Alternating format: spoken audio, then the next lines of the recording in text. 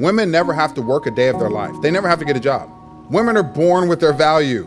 I didn't believe that when I was homeless living out of my car. You didn't believe it because you were taught by feminists. I was not taught by feminists, actually. What do you mean by women never have to work a day in their life? They never have to work a day in their life. They never had to. We had thousands of years of human history. Yeah. Women never had to work a day of their life for anybody else but their family.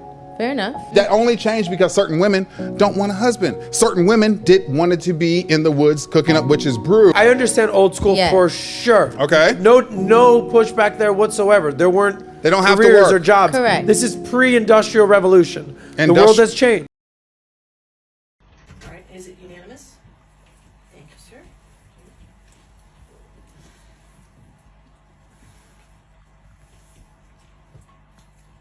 Right when I walked into the room, he began making sexually suggestive comments to me. Now, as an entertainment reporter for over a decade, it was unlike anything I truly have ever experienced. I fear false accusations.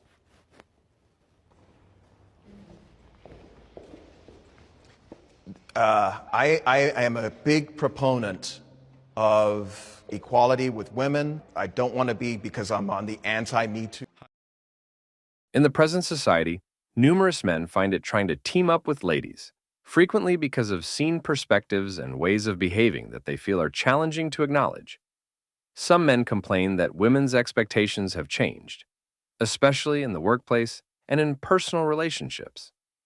They frequently accuse modern women of being self-centered, preoccupied with their own requirements, and unloyal, and believe that they demand attention, respect, financial support, and little else in return. The impact of movements like the MeToo movement has also contributed to a sense of unease.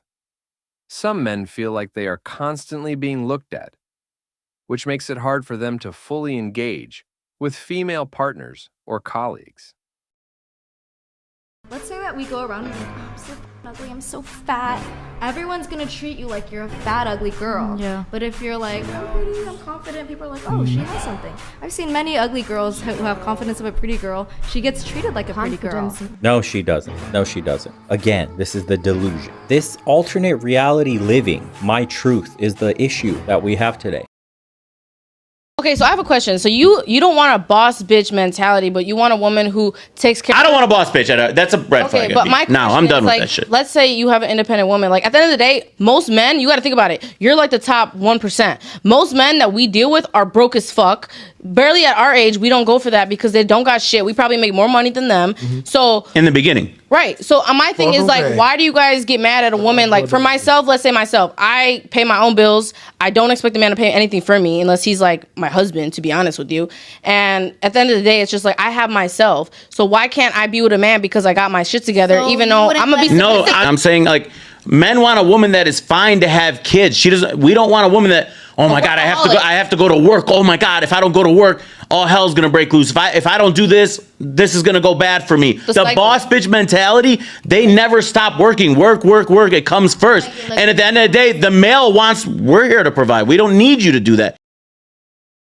I have a team of people. Everybody who works for me right now are men. I've noticed if I hire someone and they're female, I have to be careful about how I talk to them, even giving criticism. And maybe it's me, but I feel like I have to be a little bit nicer, a little bit more gentler. Whereas with a dude, I can be like, can you just not do this again? And they're like, yeah, no problem, won't do it again. But if it's female, I'm like, okay, you did like this a little bit wrong. Here's how to do it a little bit better. Overall, you're doing a great job. Everything's fine. Please don't be upset. Could we talk for a moment about Me Too? You've rejected the idea that we should always believe the victim in a rape. Well, that's accusation. obvious. That's yes. what happened in the lynch cases in the 1950s in the United States. The victim was always believed. Yes, and I was going to say that's fair enough. But why not accept the situation as being the victim deserves to be treated as if she's telling the truth in our attempts to get at the truth, and in doing that, we do our best not to re-victimize her. Because that isn't how the adversarial system works, and I don't think but that we why have not advocate for that? Because the adversarial system is a very effective judicial system, and it's certainly the case that among crimes that are falsely reported, rape crimes are at the top of the list. So there is no believing the victim. There's no reason for people to assume that when they enter the criminal justice system that they're going to be treated with kid gloves or treated easily. That is So if you're in the workplace and somebody puts their hand on your waist and it's unwanted and you go to human resources, the person who did that could be accused of sexual assault. Now, if you get any man on the street... Y'all don't agree at all? Okay. So if you're in the workplace and somebody puts their hand on your waist and it's unwanted and you go to human resources, the person who did that could be accused of sexual assault. Now, if you get any man on the street or any man or woman on the street and say to them, so-and-so was convicted of sexual assault, in that person's mind, that's the same as rape. Yeah. Okay, and so yes, there are a tremendous number of levels that are going to differentiate the seriousness between the hand on the waist, which is unwanted, and should be dealt with. If somebody touches you in a way that you're not comfortable with, you should say to that person, I'm uncomfortable with you touching me this way. The Me Too movement in 2017 raised awareness to numerous stories of sexual abuse of women in the workplace. And not only was the movement successful in exposing individuals like Harvey Weinstein, it even had an impact on public policy. But like anything, the pendulum swings both ways. Despite its success, the Me Too movement promoted extreme slogans such as "Believe all women," and along with it created a climate of fear where innocent men were unfairly accused and reputations destroyed. And the most notable was the Johnny Depp-Amber Heard case, where Heard wrote an op-ed alleging that she was a victim of abuse. And it wasn't until 4 years after getting canceled from everything when Depp won the defamation trial for the false allegations. There's just a scandal that came out. This woman falsely accused several young men of doing something to her. These young men tried to delete themselves because it was absolutely lied. Now, evidence came out recently where she went to the store, bought a hammer, beat herself. Oh my goodness. Oh my God. These young men, if it wasn't for other men coming around and supporting these young men, and just because she was a woman, she was believed, and I'm not saying that doesn't happen. I actually come from a family that's happened, but I still know several stories of women who have falsely accused, ruined these young men's lives. And guess what? You know what society says after that? That young woman, this is one woman who was finally held accountable because of her lies and destroying their life. But do you know what happened? Those young men, most of them who have been falsely accused, they lose their scholarship, lose their jobs, they lose everything, and then there's nothing that's said. If it goes away and it wasn't true, you never hear accountability. You never hear any woman go to jail for falsely accusing those men. There needs to be a law for it.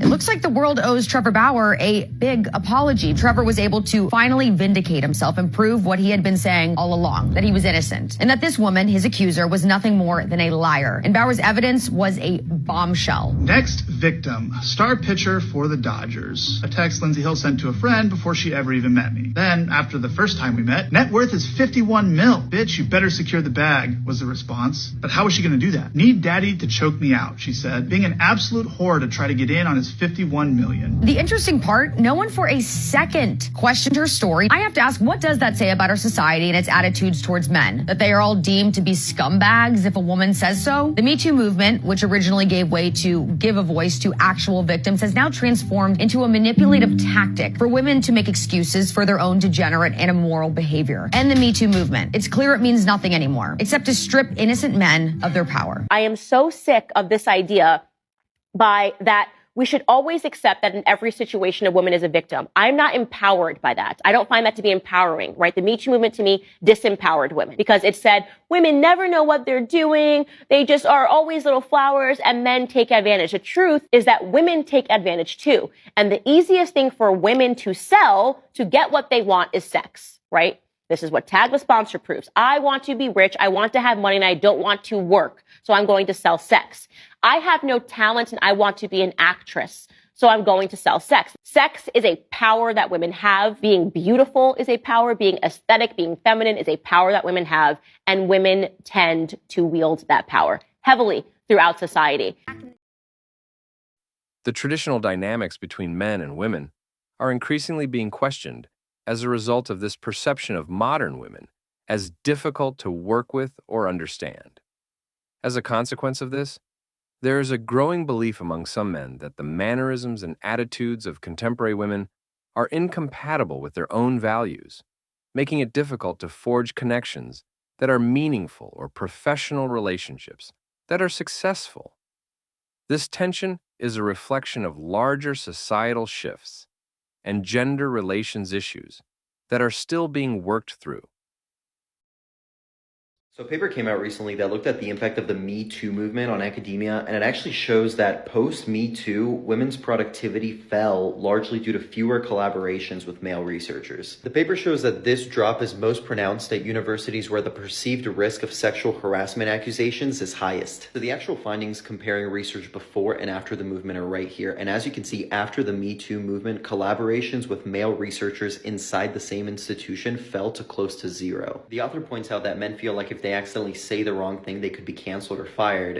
And this isn't just in academia. The paper also cites a 2018 study which showed that 60% of male managers are uncomfortable participating in common activities with women due to the same concerns. And a curious finding of the study was that men make up for the loss in this collaboration by just collaborating more with other men, whereas women don't make up for it at all. But tonight, one retired CEO is speaking out about why he thinks this might end up having the wrong effect on women in the workforce. Steve, Tricia, well, this new wave of women standing up against sexual misconduct has led to all sorts of changes. But tonight, one CEO believes it may be preventing women from getting the jobs they want. From the entertainment industry to the gaming world, women everywhere are standing up against sexual misconduct in the workplace. It's a new day. It is the era of the woman now. The latest case has brought this movement right to the Las Vegas Strip. Casino mogul Steve Wynn stepping down as CEO yesterday after allegations he sexually assaulted employees. But is time really up? I have a big concern. And it's what's going to happen in hiring going forward. Mark Yosoloff is the director of UNLV's School of Gaming and Innovation and hired hundreds of men and women as former CEO of Shufflemaster. He says this movement will make it tougher for women to get hired, especially when they're up against a qualified man. They might elect to hire the man because they are concerned that down the road, whether they do anything wrong or not, there might be a she said, he said. Yosoloff says current CEOs he knows have already opted not to sit in meetings alone with women in fear they would do something to spark a complaint. It's a craziness that no executive wants to have to face. In the present society, numerous men are progressively hesitant to move toward ladies, feeling that the elements have moved in manners that make them reluctant to lock in. This hesitance originates from the discernment that ladies, who once excused the significance of men, are currently looking for consideration and friendship, however frequently with a demeanor that men see as unappealing. Ironically, these women are now eager for men's attention and presence in their lives after disregarding their value. This shift is considered by some to be an inversion, where ladies who once seemed unconcerned or even cavalier towards men are presently confronting the outcomes of their prior perspectives. Be that as it may, this change has not prompted a restored interest from men. All things considered, many are deciding to remove themselves, reluctant to acknowledge what they see as a dangerous disposition. Some men's irony and humor in this situation highlight a growing divide in which neither side appears willing to meet halfway. This developing dynamic reflects more extensive cultural changes, where conventional orientation jobs and assumptions are being addressed and reclassified, frequently prompting misconceptions and an absence of association among people. More than 80% of women don't want to work for another woman. And I suddenly got struck by the number of women that could articulate the companies they wanted to work for, the type of work, and then consistently they'd say, oh, by the way, I don't want to work for another woman. So I started to track these numbers, and we got to around 80%. I asked colleagues, and they were getting similar numbers. But if you go to the literature, there's huge studies all replicating these findings. Gallup in the US has actually tracked this for 60 years, and we're still not shifting the data too much, which is really a shame. It checks out with in workplaces I've been in, there have been huge schisms between female employees and female bosses where it was pretty much an all-out Cold War. Like it was, and you know, not talking. Did you know 60% of male managers say they are uncomfortable working alone with a woman out of fear of complaints of sexual harassment? Women in the workplace. Men, do not avoid working with women because you're afraid of sexual harassment complaints. That is gender discrimination. To avoid sexual harassment complaints, do not sexually harass people. Period. If I was a man, and I'm not a man, but if I was a man, I wouldn't hire a woman. I wouldn't do it. And I say it all the time, and I say that, and that is something that women need to consider when they're talking about this stuff. When you are saying that a man complimenting you and saying, I really like your outfit today, is a form of sexism. What is if you're a man, why hire a woman, right? So you fought all this time to be able to get into the workforce, only to say these are going to be the rules. You know, if you say anything, even if you compliment me, if you look at me, anything, I'm going to have a reason to fight you. And by the way, you're going to want to settle and pay me, because even just the stain of an accusation is enough to ruin men. So if you're a guy, right, in this society, in this Me Too environment, in this litigation-rich environment of misogyny and sexism and all of these claims, what is the value add? What's the risk? You know, the benefit and the risk. I can't do the analysis and say, I'd just be like, no, I'm just not hiring anyone. Give me all the men.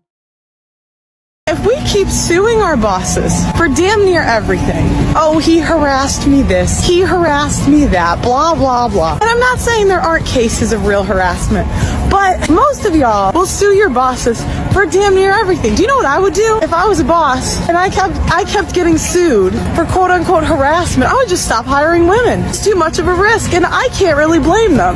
So honestly, guys, ladies, if we're gonna be in the workforce, fine, do it. But don't complain. Don't complain about not getting hired for jobs if we're gonna sue them for everything. And that wraps up today's episode of Manosphere Daily. If you enjoyed the content, give it a like. Be sure to subscribe and hit the notification bell so you're notified as soon as a new video is out. Share your thoughts in the comments below. See you all tomorrow.